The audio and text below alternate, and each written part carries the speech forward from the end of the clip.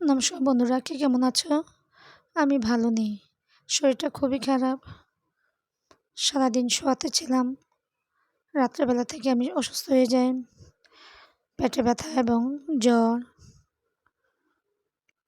আজকে আমার মামিমার দ্বিতীয় মৃত্যুবার্ষিকী উপলক্ষে কাত্যায়নী বাড়িতে একটা প্রোগ্রাম করে সেখানে যাই, মন্দির দর্শন করি। সবার সাথে দেখা হয়।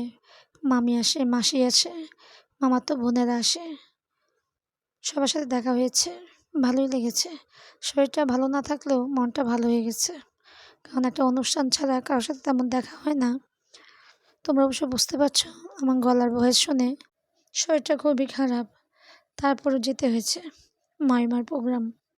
এ হলো আমার মামিমা। অনেক সুন্দরী, আমাকে অনেক আদর করতেন। আমি ওনাকে খুব পছন্দ করতাম। আমাদেরকে ছেড়ে চলে গেছেন করোনার সময়। ভালোই হয়েছে, সারাটা দিন কেটেছে। তবে বাসায় এসে সেই আবার লম্বা হয়ে শুয়ে থাকা, ভালোই লাগছে না। কী যে করতে ইচ্ছে করছে কিছু বুঝছি না। রান্নাবান্না করছি না, রান্না করতে ইচ্ছে করছে না। মনে হচ্ছে যেন সারাদিন শুয়ে থাকি। অনেক দুর্বল হয়ে গেছে শরীর। বাড়িতে প্রোগ্রাম আছে, আমার দেবরের যাওয়ার কথা ছিল। শরীর অসুস্থতার কারণে যেতে পারছি না। খাওয়া দাওয়া হয়েছে, অনেক অতিথিরা এসেছে। প্রায় 300-400 মানুষের আয়োজন হয়েছে। এই যে দেখে অনেক ভালো লেগেছে। তোমাদের কেমন লেগেছে জানাবে। সবাই ভালো থেকো।